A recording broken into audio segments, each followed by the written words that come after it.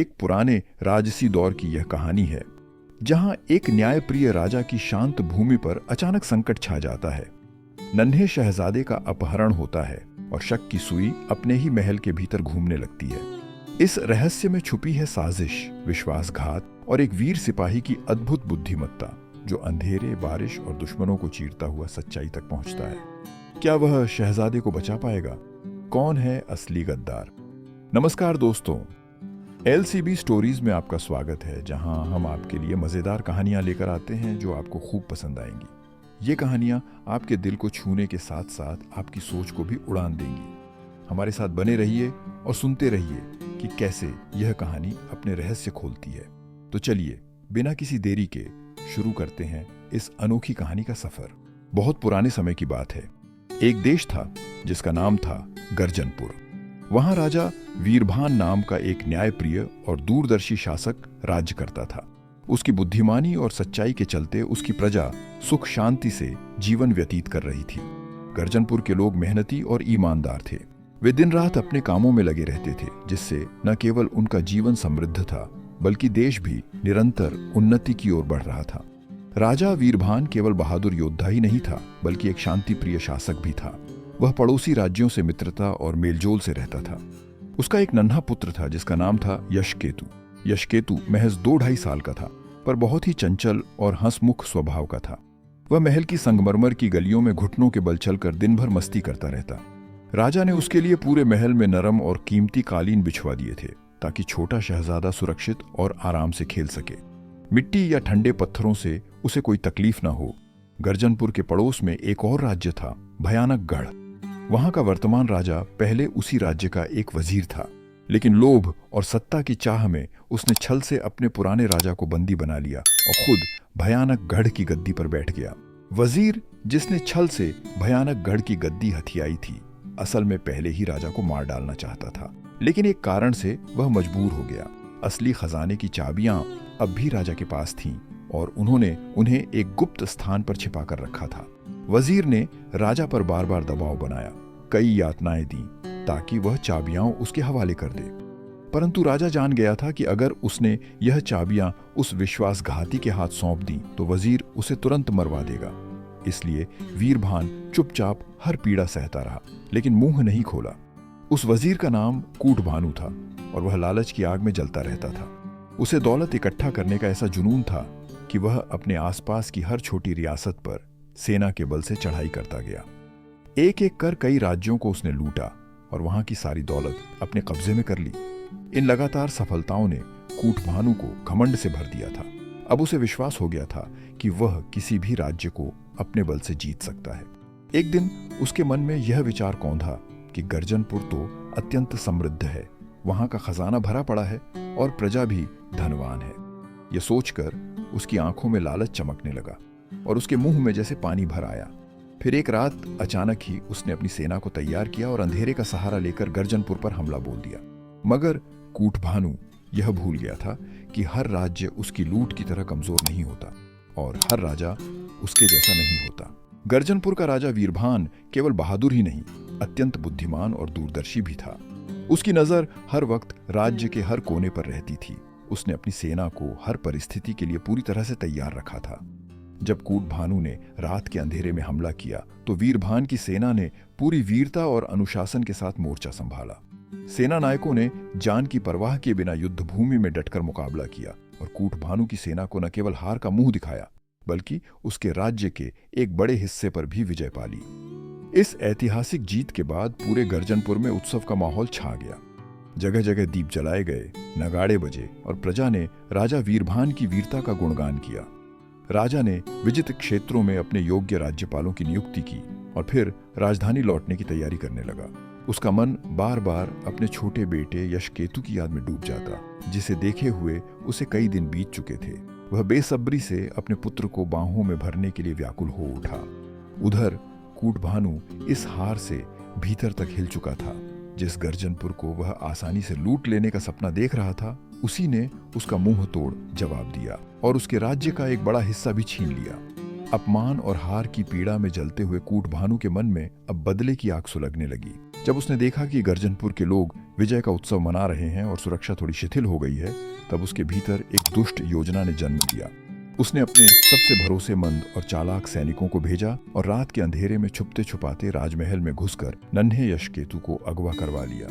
अब कूटभानु की योजना थी कि वह इस मासूम राजकुमार को मोहरे की तरह इस्तेमाल करेगा। राजा वीरभान से न केवल अपने राज्य का हिस्सा वापस लेगा बल्कि उसके साथ असीम धन भी मांगेगा। जब राजा वीरभान युद्ध भूमि से विजय प्राप्त कर अपने महल लौटा तो वहां का दृश्य देखकर उसका हृदय कांप उठा। चारों ओर बेचैनी और शोक का माहौल फैला था। छोटा यशकेतु लापता था। राजमहल में हलचल मची हुई थी।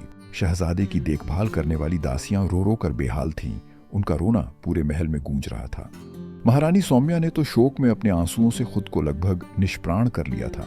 राजमहल के मुख्य अधिकारी भी शर्म और चिंता से सिर झुकाए खड़े थे। उनकी मौजूदगी में ही शहजादे का अपहरण हो गया था। अब वे राजा वीरभान के क्रोध और न्याय से भयभीत थे। जब राजा को यह दुखद समाचार मिला तो उसकी आंखों के सामने अंधेरा छा गया। उसके चेहरे से विजय की सारी चमक लुप्त हो गई। वह गहरे शोक में सर पकड़कर वहीं बैठ गया, मानो धरती ही खिसक गई हो। उसकी सबसे बड़ी जीत अब उसे सबसे गहरी चोट लग रही थी। कुछ समय बाद जब वह थोड़ा संभला तो उसने तत्काल अपने मंत्रियों और नगर के कोतवालों को राजमहल के बागीचे में बुलाया। वहां खड़े होकर उसने एक एक से घटना की पूरी जानकारी मांगी। सबने सिर झुकाकर यही बताया कि विजय का उत्सव मनाते समय कुछ पलों के लिए उनका ध्यान शहजादे से हट गया था और तभी वह गायब हो गया। अधिकतर का यही मानना था कि यह कोई महल के भीतर का व्यक्ति ही कर सकता है, कोई ऐसा जिसने भीतर बाहर का हर रास्ता जान रखा हो। राजा वीरभान ने गंभीर स्वर में कहा, उस दुष्ट और विश्वासघाती का नाम तो हम जल्द ही जान लेंगे, पर सबसे जरूरी है मेरे पुत्र यशकेतु का पता लगाना। उसकी बात अभी पूरी भी नहीं हुई थी कि एक अचानक हुआ सनसनीखेज घटनाक्रम सबको सन्न कर गया। एक तेज आवाज के साथ एक तीर पास के वृक्ष में आकर धंस गया। सबकी नजरें उस ओर दौड़ पड़ी। नगर कोतवाल तुरंत आगे बढ़ा। उसने सतर्कता से तीर को वृक्ष से निकाला। तीर के सिरे पर एक रेशमी थैली बंधी हुई थी। थैली को खोलने पर उसके भीतर एक मुड़ा हुआ कागज निकला, एक पत्र। राजा वीरभान ने कोतवाल के हाथ से वह पत्र लिया और गहरी सांस लेकर ऊंची आवाज में सबके सामने पढ़ना शुरू किया। तुम्हारा शहजादा हमारे कब्जे में है। अगर उसकी जिंदगी तुम्हें प्यारी है तो युद्ध में जिन क्षेत्रों पर तुमने कब्जा किया है वह हमें लौटा दो। साथ ही 5 लाख स्वर्ण मुद्राएं मुआवजे के रूप में भेजो। इन दोनों शर्तों के पूरा होने पर ही शहजादे की वापसी संभव है। यदि हमारी यह शर्तें मंजूर हैं तो किसी आदमी के हाथ तुरंत संदेश भेजकर हमें सूचित करो। पत्र के अंत में कूटभानु की शाही मुहर लगी हुई थी। उसकी शातिर मंशा अब किसी से छिपी नहीं थी। पत्र पढ़ते ही राजा वीरभान का चेहरा क्रोध से तमतमा उठा। उसकी आंखों में आग सी जलने लगी। उसने गुस्से से दहाड़ते हुए कहा, इस धूर्त को उसकी औकात दिखानी होगी। सेना को तुरंत तैयार किया जाए। हम इसे ऐसा सबक सिखाएंगे कि सदियों तक याद रखेगा। इतने में उसका मुख्यमंत्री राजवर्धन आगे बढ़ा और शांत स्वर में बोला, महाराज, यह समय जोश से नहीं, होश से काम लेने का है। हमें धैर्य और बुद्धिमानी से निर्णय लेना होगा ताकि शहजादे यशकेतु को कोई हानि न पहुंचे। वीरभान कुछ क्षणों तक मौन रहा, फिर गंभीर स्वर में बोला, तुम ठीक कहते हो राजवर्धन। अब बताओ हमें क्या करना चाहिए? राजवर्धन ने झुककर कहा, हमें अत्यंत सावधानी और चतुराई से कदम उठाने होंगे। मेरा मानना है कि इस षड्यंत्र में महल के भीतर का कोई व्यक्ति भी शामिल है, कोई जिसने दुश्मन को भीतर तक पहुंचने का रास्ता दिखाया है। हमें पहले उस गद्दार को खोज निकालना होगा। जो जानकारी उससे मिलेगी वही हमारी अगली रणनीति की दिशा तय करेगी। राजा वीरभान को राजवर्धन की यह सलाह बेहद उपयुक्त लगी। वह वापस महल गया, महारानी सौम्या को ढाढ़स बंधाया और फिर अकेले में सोचने लगा, अब अगला कदम क्या हो। महल में छिपे उस विश्वासघाती को खोज निकालना अब सर्वोपरि था। उसने तुरंत नगर कोतवाल को आदेश दिया कि महल के हर कोने पर निगरानी रखी जाए। साथ ही अपने गुप्तचरों को भी महल में फैला दिया गया, हर गतिविधि पर नजर रखने के लिए। कोतवाल का एक होनहार और निडर बेटा था, दिलावर, जिसकी उम्र महज 18 वर्ष थी, लेकिन हिम्मत और समझदारी में वह किसी अनुभवी सिपाही से कम नहीं था। जब दिलावर को इस पूरी घटना की जानकारी मिली तो उसका मन भीतर से व्यथित हो उठा। वह जानता था कि राजा और महारानी अपने पुत्र यशकेतु की चिंता में टूट चुके हैं। उसने मन में दृढ़ निश्चय कर लिया, मैं शहजादे को ढूंढने में जरूर मदद करूंगा। इस संकल्प के साथ दिलावर ने अपने पिता नगर कोतवाल से बात की और अनुमति मांगी कि वह महल में उन सभी दासियों और सेवकों से पूछताछ करना चाहता है जो शहजादे की देखभाल में लगे थे। कोतवाल को अपने बेटे पर गर्व था। दिलावर पहले भी कई बार उसकी सहायता कर चुका था। उसने प्रसन्नता से अनुमति दे दी। दिलावर सीधा महल पहुंचा और महल के सेवक प्रमुख से कहा, मुझे उन सभी लोगों से मिलवाइए जिन पर शहजादे की देखभाल का जिम्मा था। सूची में कुल 6 नाम थे, 4 दासियां और 2 सेवक। 5 लोगों को तुरंत दिलावर के सामने पेश किया गया, पर एक नाम गायब था, दासी गुलारा। एक बुजुर्ग दासी ने बताया, शहजादा यशकेतु को सबसे अधिक स्नेह गुलारा से ही था। वह दिन रात उसी के पास रहता था और खाना भी उसी के हाथों से खाता था। सेवक प्रमुख ने तत्काल आदेश दिया कि गुलारा के घर जाकर उसे बुलाया जाए। सिपाही भेजे गए, लेकिन गुलारा घर पर नहीं मिली।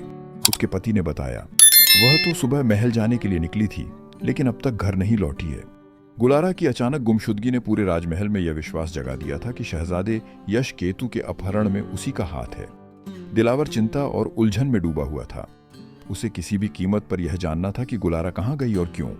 शाम ढलते ढलते उसने हर दिशा में भाग दौड़ की, कई लोगों से पूछताछ की, परंतु कुछ भी ठोस हाथ नहीं लगा। वह बेहद मायूस हो गया था, उसका मन बोझिल हो उठा था। इसी बीच शाही महल से एक संदेशवाहक आया और कोतवाल से बोला, बादशाह सलामत ने आपको तलब किया है। कोतवाल ने तुरंत अपने बेटे दिलावर को साथ लिया और दोनों महल की ओर रवाना हो गए। दरबार में पहुंचकर दिलावर ने पूरे दिन की कार्यवाही विस्तार से राजा वीरभान को सुनाई।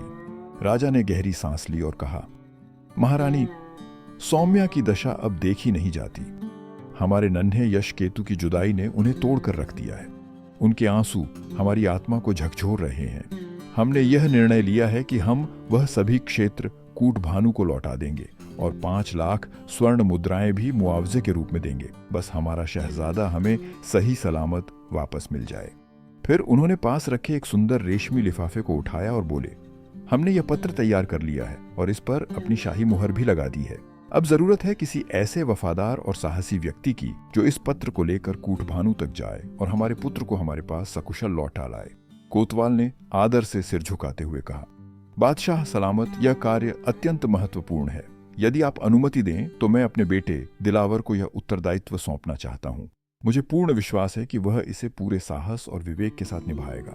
राजा ने सहमति में सिर हिलाया और फिर कठोर स्वर में कहा, हमें कोई आपत्ति नहीं, और यदि इस षड्यंत्र के पीछे गुलारा का हाथ निकला तो उसे कड़ी से कड़ी सजा दी जाएगी। गद्दारों के लिए हमारे दिल में कोई दया नहीं है।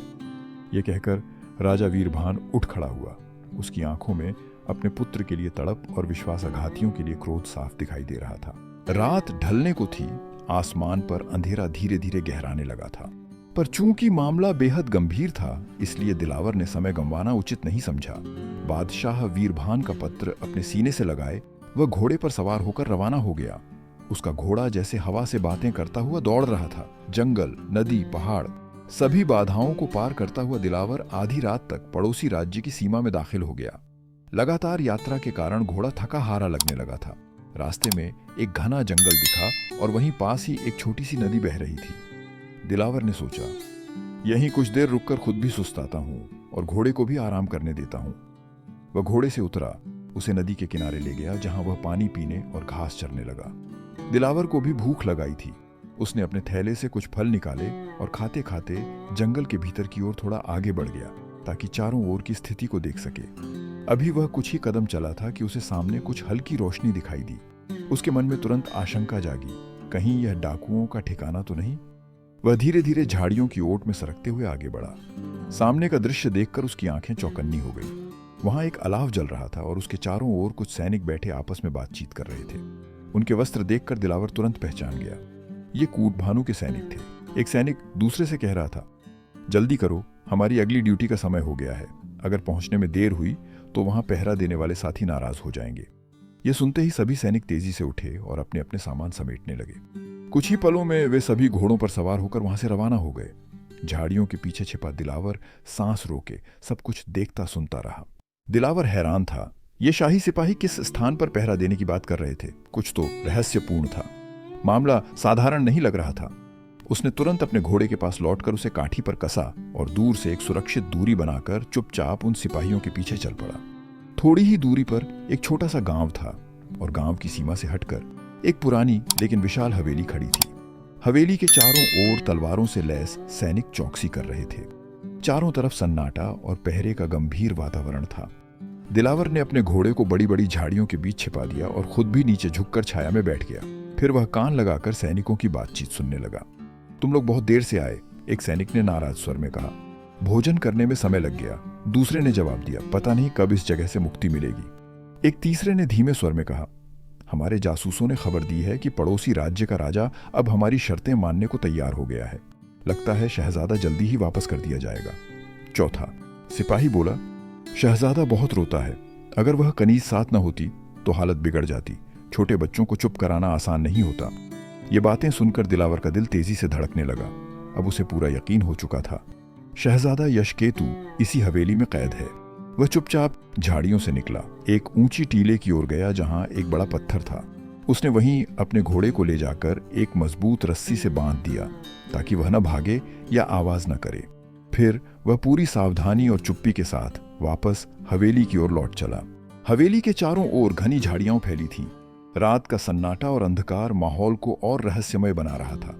ऊपर आसमान पर काले बादल घिरे हुए थे, जिससे अंधेरे की गहराई और भी बढ़ गई थी। यही कारण था कि दिलावर को देखे जाने का कोई विशेष खतरा नहीं था। वह एक घनी झाड़ी के पीछे बैठकर हवेली का ध्यानपूर्वक जायजा लेने लगा।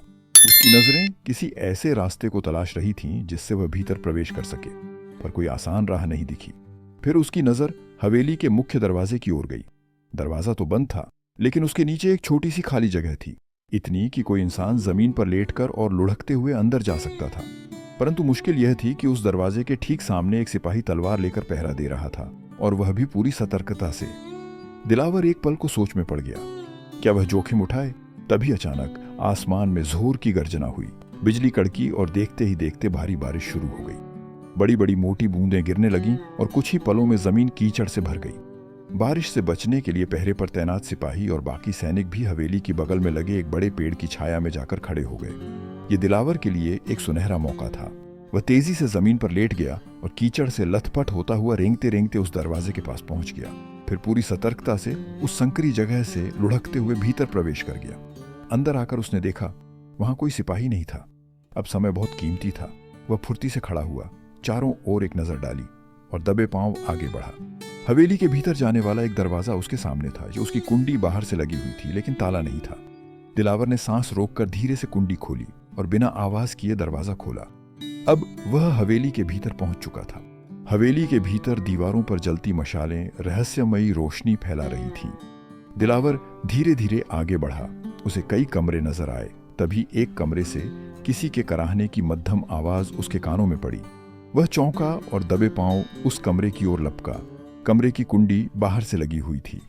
बारिश की लगातार तेज बूंदों की आवाज से बाकी सभी आवाजें दब गई थीं, लेकिन दिलावर ने पूरी सावधानी और धैर्य से कुंडी खोली और कमरे में दाखिल हो गया। कमरे के भीतर पहुंचते ही उसकी नजरें उस पर टिक गईं, जिसे देखकर उसके भीतर क्रोध उमड़ पड़ा। गुलारा वहीं थी। उसके ठीक पास ही शहजादा यशकेतु बेसुध लेटा हुआ था। दिलावर ने बिना समय गंवाए कमर से खंजर निकाला और गुस्से में कांपते स्वर में बोला, नामुराद, मैं तुझे जिंदा नहीं छोड़ूंगा। गुलारा ने जैसे ही दिलावर को पहचाना, उसकी आंखों में डर उतर आया। उसने हाथ जोड़कर कांपती आवाज में कहा, मैं बेगुनाह हूं। उस गद्दार गुलाम जाफर ने ही कूटभानु के आदमियों को बताया था कि शहजादा मुझसे बहुत स्नेह करता है, इसलिए वे मुझे भी पकड़ लाए ताकि मेरी मौजूदगी में शहजादा ज्यादा रोए चिल्लाए नहीं और शांत रहे। दिलावर ठिठक गया। उसकी आंखों में संदेह की जगह अब सोच की गहराई आ गई। वह सब समझ चुका था। अब वक्त था सोचने का नहीं, चलने का। उसने धीमे स्वर में कहा, हमें यहां से तुरंत निकलना होगा। बाहर बहुत तेज बारिश हो रही है। अगर शहजादा भीग गया या जरा भी रोया तो सिपाही सतर्क हो जाएंगे। गुलारा की आंखें भर आईं। उसने भारी मन से कहा, मगर शहजादे को होश ही कहाँ है? उसे तेज बुखार है, वह होश में नहीं है और बुरी तरह तप रहा है। ये सुनते ही दिलावर का हौसला और जिम्मेदारी और भी बढ़ गई। अब वह सिर्फ एक सिपाही नहीं, एक रक्षक बन चुका था। दिलावर ने चिंता से भरी आवाज में कहा, मगर यह जगह छोड़ना आसान नहीं है। तुम्हें हवेली के उस बड़े दरवाजे के नीचे से निकलना पड़ेगा। हमें बेहद सावधानी बरतनी होगी। अभी बारिश के कारण सारे सिपाही एक पेड़ के नीचे खड़े हैं, लेकिन अगर बारिश रुक गई तो वे फिर से अपनी अपनी जगह लौट आएंगे। तब हमारा बच निकलना नामुमकिन हो जाएगा। गुलारा कुछ देर सोचती रही, फिर बोली, आज शाम को शहजादा यशकेतु ने अपनी मां को याद करके बहुत जोर से रोना शुरू कर दिया था। उसे चुप कराने के लिए सिपाहियों ने मुझे थोड़ी देर के लिए उसे बाहर टहलाने की इजाजत दे दी थी। जब मैं उसे लेकर बाहर निकली तो हवेली के पिछले हिस्से में एक छोटा सा दरवाजा नजर आया। वह बिना ताले का था। उसने एक क्षण रुककर कहा, मैं चाहती थी कि उसी दरवाजे से शहजादे को लेकर भाग जाऊं, लेकिन बाहर पहरेदार सिपाहियों के डर से रुक गई। ये सुनते ही दिलावर की आंखों में उम्मीद की चमक आ गई। उसने झटपट शहजादे को अपनी गोद में उठा लिया। यशकेतु का शरीर तेज बुखार से तप रहा था। वह पूरी तरह बेहोश था। उसकी नन्ही सांसें भी धीमी पड़ गई थीं। गुलारा फुर्ती से आगे बढ़ी और दिलावर को हवेली के पिछले हिस्से में उस छोटे दरवाजे तक ले गई। तीनों दबे पांव वहां पहुंचे और शुक्र था दरवाजा अब भी बिना ताले का था। वे तीनों आसानी से हवेली से बाहर निकल आए। हवेली से कुछ दूरी पर जाकर दिलावर ने शहजादे को हल्के हाथों से गुलारा की गोद में सौंपा और खुद दौड़कर टीले पर पहुंचा, जहां उसका घोड़ा बंधा हुआ था। इधर बारिश और भी तेज हो गई थी। रात के सन्नाटे में बस बूंदों की तेज आवाज गूंज रही थी। गुलारा ने अपनी ओढ़नी खोलकर शहजादे को पूरी तरह ढक लिया ताकि वह भीगने से बचा रहे और उसका बुखार और न बढ़े। अब दोनों की नजरें एक दूसरे से मिलीं। उनके सामने रात की कालीमा, बारिश की दीवारें और दुश्मनों से भरे जंगल थे, लेकिन अब उनके दिलों में हिम्मत और उम्मीद दोनों जग चुकी थी। वे तीनों, दिलावर, गुलारा और नन्हा यशकेतु, घोड़े पर सवार होकर पूरी रफ्तार से गर्जनपुर की ओर बढ़ चले। दिलावर ने लगाम कस दी थी और उसका वफादार घोड़ा समझ गया था कि उसका स्वामी किसी गंभीर संकट से गुजर रहा है, इसलिए वह पूरी ताकत से दौड़ता चला गया, रात के अंधेरे को चीरता हुआ। सुबह होने से पहले ही दिलावर अपने घर पहुंच गया। जैसे ही कोतवाल ने दरवाजा खोला और अपने बेटे को शहजादे और गुलारा के साथ सही सलामत देखा, उसकी आंखें आश्चर्य से फैल गईं। वह भावुक होकर दिलावर को सीने से लगा लिया। दिलावर ने धीरे से कहा, अब्बा जान, यह खबर कि शहजादा यशकेतु मिल गया है अभी पूरी तरह गुप्त रहनी चाहिए। सबसे पहले उस गद्दार गुलाम जाफर को गिरफ्तार किया जाए, उसके बाद हम शहजादे को बादशाह सलामत के पास ले चलेंगे। कोतवाल ने तुरंत आदेश देकर जाफर को पकड़वा लिया। उसे जंजीरों में जकड़कर राजकीय जेल में बंद कर दिया गया। इसके बाद वे तीनों, दिलावर, गुलारा और शहजादे को अपनी गोद में संभाले हुए सीधे राजमहल पहुंचे। महल में उस रात कोई नहीं सोया था। राजा वीरभान और महारानी सौम्या रात भर बेचैनी में करवटें बदलते रहे। यशकेतु की याद उनके दिल को तोड़ रही थी। जैसे ही उन्होंने अपने लाडले शहजादे को सामने देखा, उनके आंसू छलक पड़े। महारानी दौड़कर आगे बढ़ी और अपने पुत्र को कसकर सीने से लगा लिया। वह इतनी जोर से रोने लगी कि उसी क्षण शहजादे की आंखें खुल गईं। उसने मां का चेहरा देखा। उसके होठों पर धीमी सी मुस्कान आ गई। उसने अपनी छोटी छोटी बाहें फैलाकर मां के गले में डाल दी और फिर बुखार की तपिश से थककर दोबारा बेहोश हो गया। राजा वीरभान ने तुरंत शाही वैद्यों को बुलवाया और उन्हें आदेश दिया कि शहजादे की देखभाल में कोई कमी न रहे। इसके बाद वह सीधे अपने दरबार में पहुंचे और कोतवाल को भी साथ ले गए। वहां पहुंचकर उन्होंने तुरंत सिपाही भेजे और कहा कि सेनापति को तत्काल दरबार में हाजिर किया जाए। जब सेनापति आया, राजा वीरभान ने कड़े स्वर में आदेश दिया, तुम इसी समय अपनी फौज लेकर कूटभानु के राज्य की ओर कूच करो। उसे किसी भी हालत में गिरफ्तार करके मेरे सामने पेश किया जाए। सेना प्रमुख ने शीश झुकाकर आदेश स्वीकार किया और उसी क्षण अपने सैनिकों के साथ इस मुहिम पर रवाना हो गया। अब राजा वीरभान धीरे धीरे दिलावर की ओर बढ़े और उसे अपने सीने से लगा लिया। उनके गले में भर्राहट थी, आंखें भावनाओं से डबडबा चुकी थीं। उन्होंने गहरी रुंधी हुई आवाज में कहा, तुमने हम पर जो उपकार किया है वह हमारे लिए एक अमूल्य आरण है। हम जीवन भर तुम्हारे आभारी रहेंगे, दिलावर। महारानी सौम्या भी भाव विह्वल होकर दिलावर को देख रही थी। उनकी आंखों में कृतज्ञता और ममता का अनमोल मिश्रण था। दिलावर ने सिर झुकाकर हाथ जोड़ते हुए निवेदन किया, जहां अपना, ऐसा कुछ कहकर मुझे लज्जित न करें। यह तो मेरा कर्तव्य था। मैं भी इसी भूमि का सिपाही हूं। ऊपर वाले का लाख लाख शुक्र है कि मैं अपने उद्देश्य में सफल हो पाया। इसके बाद दिलावर ने पूरे घटनाक्रम की सच्चाई बादशाह के सामने रखी। उसने बताया, इन लोगों ने महल के भीतर तक अपने जाल बिछा दिए थे। गुलाम जाफर ने अपनी दौलत के बल पर महल के कुछ लोगों को खरीद लिया था। वही इस साजिश का मुख्य सूत्रधार था। उसने ही दुश्मन को बताया था कि शहजादा यशकेतु सबसे अधिक स्नेह गुलारा से करता है, इसलिए उन्होंने उसे भी जबरन अगवा कर लिया ताकि शहजादा ज्यादा रोए चिल्लाए नहीं और उन्हें कोई परेशानी न हो। राजा वीरभान ने माथा सिकोड़ते हुए पूछा, लेकिन एक बात समझ में नहीं आई, कूटभानु ने शहजादे को अपने महल में क्यों नहीं रखा? उसे एक दूर देहात की हवेली में छिपाने की क्या जरूरत थी? दिलावर ने गंभीर स्वर में उत्तर दिया, जहां पनाह उसे डर था। कि यदि शहजादे को उसके महल में रखा गया तो आप अपनी सेना भेजकर उसे मुक्त करवा लेंगे। इसलिए उसने शहजादे को छुपा कर रखने के लिए वह सुनसान हवेली चुनी ताकि कोई आसानी से वहां तक न पहुंच सके। 2 दिन बाद राजा वीरभान का सेनापति कूटभानु को बंदी बनाकर दरबार में लेकर आया। उसकी आंखों में भय और पछतावे के आंसू थे और चेहरा शर्म और हार से फीका पड़ गया था। उसकी हालत देखकर राजा वीरभान ने कठोर स्वर में कहा, यह बहुत शर्म की बात है कि कोई व्यक्ति सत्ता की भूख में बच्चों को ढाल बना ले। तुम कभी हमारे ही वजीर थे, मगर तुमने अपने राजा के साथ विश्वासघात कर उसे कैद कर दिया। तुम्हारा अपराध केवल हमारे राज्य के खिलाफ नहीं बल्कि इंसानियत के खिलाफ है। फिर उन्होंने पूरे दरबार में घोषणा की, हम उस निर्दोष राजा को जिसे इस विश्वासघाती ने हटाया था पुनः उसके राज्य की गद्दी सौंपेंगे। युद्ध में जीते गए सभी क्षेत्र भी हम उसे लौटा देंगे ताकि न्याय की स्थापना हो। राजा वीरभान ने आगे कहा, और अब हम इस गद्दार को उसके ही राजा के हवाले करेंगे। वही अब तय करेगा कि इसके साथ क्या व्यवहार होना चाहिए। जब कूटभानु ने यह सुना तो उसका चेहरा पीला पड़ गया। उसके घुटने जवाब दे गए और वह धम्म से जमीन पर गिर पड़ा। सिपाही उसे उठाकर ले गए। अब उसकी सजा निश्चित थी। दरबार में सभी ने तालियां बजाईं और फिर राजा वीरभान ने दिलावर की ओर देखा, गर्व और स्नेह से। उन्होंने कहा, दिलावर, तुमने न केवल एक सच्चे सिपाही की तरह कार्य किया बल्कि अपने विवेक, साहस और निष्ठा से हमें गौरवान्वित किया। हम तुम्हें सम्मान पूर्वक इनाम प्रदान करते हैं और अब से तुम्हें राजमहल की सुरक्षा का प्रधान अधिकारी नियुक्त करते हैं। दिलावर के माता पिता की आंखें गर्व से भर आईं।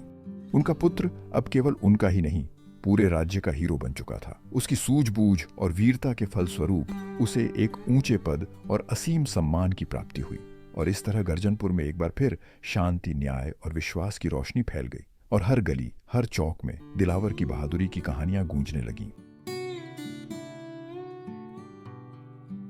प्यारे दोस्तों, ये थी आज की अजीबोगरीब कहानी। अगर आपको ये कहानी पसंद आई तो कृपया कमेंट में अपनी राय जरूर बताएं और इस वीडियो को अपने दोस्तों के साथ शेयर करें। हम उम्मीद करते हैं कि आपको हमारी आज की यह कहानी पसंद आई होगी। अंत में आपसे एक बार फिर अनुरोध है कि हमारे चैनल को सब्सक्राइब करें और साथ ही घंटी के बटन को दबाएं ताकि आपको हमारे आने वाली सभी वीडियो का नोटिफिकेशन मिलता रहे। मिलते हैं एक नई कहानी के साथ। तब तक अपना और अपने अपनों का ख्याल रखें और हमेशा खुश रहें। धन्यवाद।